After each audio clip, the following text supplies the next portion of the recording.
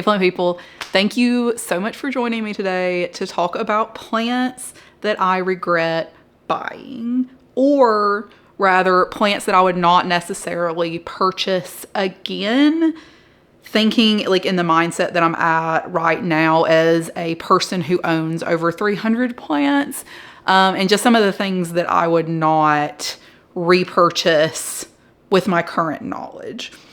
I've seen some of the other like plant YouTubers do this same video with their versions of plants that they kind of like regret buying, or plants that they're not as much into that they would buy again. And I just thought it was a really good idea because we obviously always talk about plants that we really love and plants that, you know, we just bought, stuff like that. And I think it's just kind of informative to also spread the fact that, you know, some of these plants are not that great. Like some, you see them online and you purchase them and you see somebody else growing them really well and you get it, and the reality does not match the dream, you know, and you're stuck with this plant that drives you crazy. So first of all, I would like to say that these are all obviously my personal opinion, that no plant is just a totally bad plant that you should not even try growing, because a plant that really does not work out for me may work out fine for you, and your growing environment could possibly be completely different than mine and it could go great for you, versus in my environment and my conditions and the way that I care for my plants, it's just not something that I want to deal with. But there are no bad plants really. So if any of these plants in here that I talk about, like you totally disagree, I understand, you know, everybody's opinions are different and the things they like and dislike and things they enjoy growing are going to be different. So just take this with a grain of salt. And if one of these plants is something that you've kind of been eyeballing, I would never just say, don't try growing a plant, but I would definitely say don't go out of your way to spend a ton of money on a plant that you hear a lot of people talking about may not be the easiest plant to grow or something like that. Now, if you're out at Lowe's and you find a plant for $10 on clearance that you've been wanting to give a shot, that people have said is really difficult and it doesn't work out, you know, you're only down $10, versus if you go on Etsy and you order a super rare plant that's known to be difficult, you could be out of pocket like hundreds of dollars, you know. That's all I'm saying. That's all I'm saying. So the first item on my list, I do not have one to show you, but everybody has Pothos, okay? And I'm gonna say Pothos. I've always said Pothos, but everyone else says Pothos, so I'm assuming they know what they're talking about and I'm the one that's been saying it incorrectly, because I am known to say names incorrectly. So we're gonna go with Pothos because that's what I hear and that's what I feel is the right way to say it. I love Pothos. You know, Pothos they're not a bad plant. There's a million great varieties of them. They're really beautiful. I have Manula Pothos. I have 2 Marble Queen Pothos. I have also some cuttings of a neon Pothos that I recently, you know, tossed. And that is not saying that Pothos are bad plants or that you shouldn't have Pothos, because I personally have Pothos and I love them. But I do not need 75 species of Pothos. Like, I stress myself out so much trying to, especially I get very overwhelmed with the trailing plants when there's so many of them. Like, I have a shelf like back there that had a bunch of Pothos on it and like some Syndapsis and whatever. And I was constantly trying to make it look good with all the vines going everywhere. And it's like, no matter what I did, it always looked super chaotic. And every time I would look at it, I would just be like, it would just get under my skin, you know? So I feel like once they start growing a lot and you have all these vines everywhere, it can get a little bit overwhelming because they take up a lot of space when they start doing that. So I would just say maybe don't get every new species of Pothos that you see, because they're always coming out with like new cultivars, new species, new coloration, whatever. Like, there's going to be a million new species of Pothos every year. So I just feel like unless it's something that you're just like totally in love with, like I would say Marble Queen Pothos are like super common, but they're just absolutely gorgeous. And I'll probably always have Marble Queen Pothos, but at one point I had Marble Queen, Manula, Neon, Baltic Blue, Cebu Blue. What else did I have? I had like a couple of other ones that I can't think of off the top of my head, but I just feel like that's too much. Like, you maybe don't necessarily need, I feel like this is just me talking to myself right now. Like, I don't need 15 species. I really don't. I don't. And you probably don't either, honestly. If we're being honest and, you know, we're just having a heart to heart, you probably don't need every species of pothos. That's just a suggestion. You know, that's not, I don't know your life. You could have all the room in the world for 75 species of pothos. I'm just saying, as a normal person who has limited space and 300 plants, I cannot fit any more pothos in here. You know, if I had space for one more plant, it's not going to be another pothos. The next thing that I regret, this is more like a category.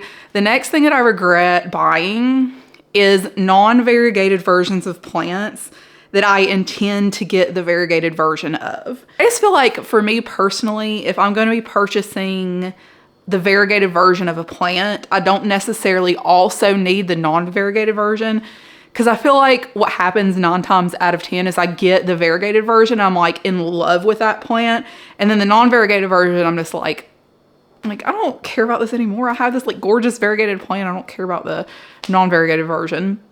And that's not to say that non-variegated plants are not awesome, because I have a lot of non-variegated plants that I prefer over the variegated version. I'm actually going to do, I think, my next video, which is going to be plants that are underrated. And one of the things that I plan to talk about is non-variegated plants, because I do feel like they're very underrated. But just to conserve space, you know, like you only have so much space for plants. If you know you're going to get the variegated version, just because I see the non-variegated version for $20 at Home Depot, I don't have to buy that plant. And this is just an example, but so this is my Philodendron Florida Beauty, and she's gorge. I feel like this is one of the plants that we all really love. She's got a cool leaf shape. The variegation's awesome. This one I recently cut back and she's regrowing right now, so she's not like in her best status, but she still looks pretty good. But it's like, if I have this plant and already, like, this is actually a good example, because these, they can be very widthy. They can take up a lot of space. Like, their petioles get super duper long and they get very round, and they can just, especially when they start maturing, take up a lot of space. So why do I need this one too? You know how much space this takes up if I stick it somewhere? And do I really need this and then also the variegated version one? No, I don't. And I didn't. So just listen to somebody who's done this a lot. This is a great plant, don't get me wrong. Like, if you want a very vigorous grower, this is him. He has grown. I've cut him back so many times. He's explodes every single time, and he's putting out leaves it feels like every other day I go up and he's got a new leaf coming out. So it's great, vigorous grower. But if you plan on getting the variegated version, like, do you really want 2 of these? 2 plants like this? So this is one that I've heard mentioned a lot, and it's the Periso Verde. It is one of the few plants that I just genuinely cannot stand. When it's mature and you have it somewhere really warm and it's really variegated and big and beautiful, obviously that's an awesome plant. Like, great for you. When I look at that plant, I would like to also have that plant in my home. But the plant that is in my home is the one that's super scraggly. It's all green because it's not warm enough in my house to trigger the variegation. Its internodal spacing is like 3 feet. And I couldn't deal with it anymore, so I threw it away. I know that's terrible. I did take 2 cuttings just in case I wanted to at some point give it another shot. But it is just so scraggly. And, you know, I kind of feel like the varicosum is that way. I know y'all are going to come for me for saying don't get the varicosum because it's gorgeous. I know, I agree with you, and I'm not saying that. But I am saying she's scraggly. Like, she is super scraggly. Look at this, like, and she's not even big. Like, this is not, she's nowhere near mature. And I've just cut her back too, so she's regrowing. When I cut her back, I put a bunch of the baby, like the cuttings in here with her. So as they start kind of like climbing up together, I feel like she's not gonna look quite as scraggly because she'll have some extra leaves in there. But if you just have one of these, growing, and this is the Parisa Verde is worse than this one for sure. Like it is definitely worse than this one, but it does have that same vibe, kind of like where it's kind of scraggly. Her growth pattern, honestly, I don't think I'll ever put this one on a moss pole just because her growth pattern is so like the internodal spacing is crazy. So you would have like a 5-foot moss pole and you'd have 3 leaves on there, you know. There is no denying how absolutely stunning this plant is. Just definitely would not buy again. Like I already have the varicosum and it's beautiful and I think it's great to have one, but I would not definitely get like all the varieties. I know there's one that I wish that I'd gotten, which was like the Amazon Sunset or something. It has like a really, really red back. This one has a little bit of the red, especially when the leaves first come out. But this one has, the Amazon Sunset has a super duper red back. And I think that's the one that I would get if I went back in time and I had to choose one to get, it would be that one. But I would probably not. I would just keep in mind that if you get this plant, it's gonna be a little scraggly. The next one is one that I am really shocked is so difficult to grow indoors, because I have tried literally recently, I think it's been like 6 varieties within the last year, because I love it so much and I think it looks so beautiful, especially the variegated versions when you have them inside and they're like hanging or trailing or whatever. And it's ivy. It's ivy. This is such a difficult plant to grow indoors. This is the only one that I have left. And this one I have right in a window, sitting on the windowsill, touching the window. And that is the only reason that this is still alive. So they love tons of light and it's just really hard to give them that much light indoors. And I'm really shocked because, you know, ivy is just like such a common plant that you see everywhere. Home Depot, Lowe's, they always have a million things of ivy. And I had this one ivy that I was so in love with. It was like, almost like a mojito type variegation. It was green on green. It had a little bit of white. It was the prettiest variegation. And I tried it twice and both of them died rather quickly. So I would say if you are out somewhere and an ivy catches your eye and you're planning on growing it inside, just know they are very, very difficult to grow indoors.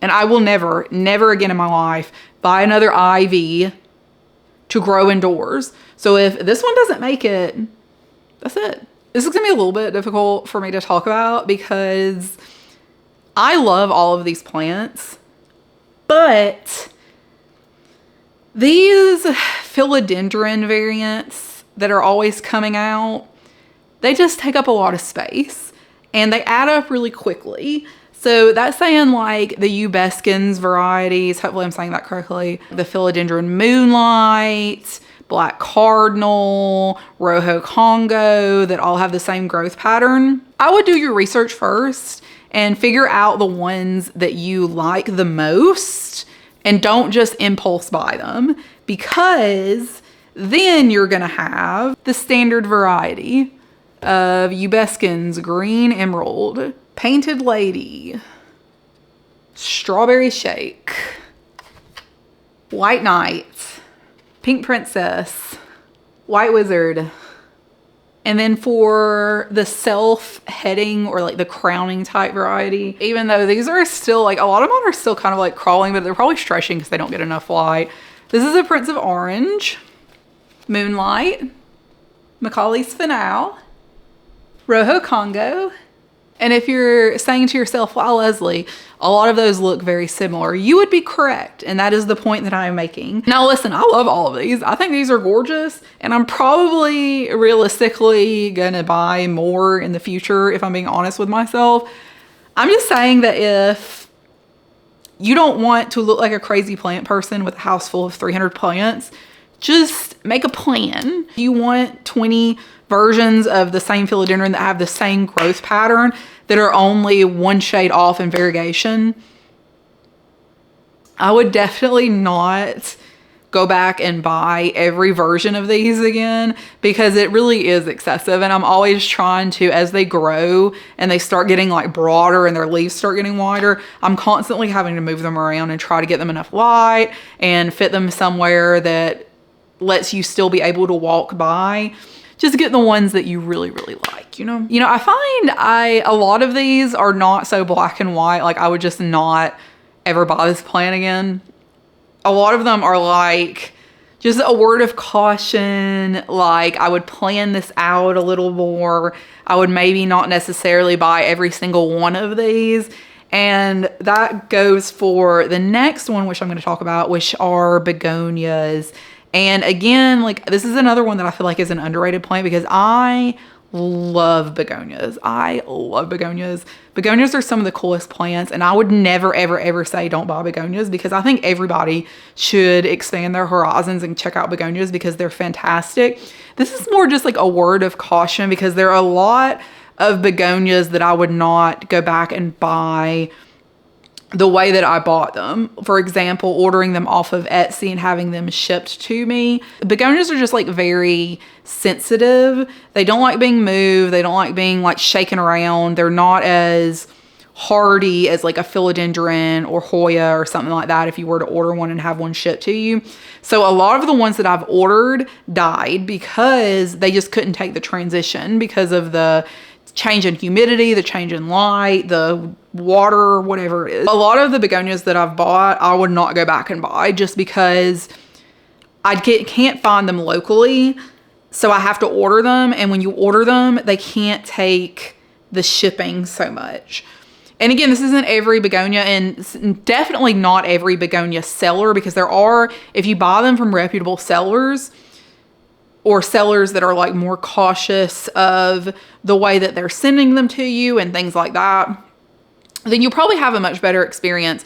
But I've definitely lost a lot of begonias that I've bought. So that's like a lot of money, you know, that adds up that you just lose because they didn't make it through shipping or something like that. I will say, I'm going to show you just a couple of begonias that have been really easy going for me. The first one, she looks a little crusty right now because I need to trim her. But I do kind of like the weird, like crusty looking begonias. This is River Nile. And she shipped to me very large. And she's still pretty big. You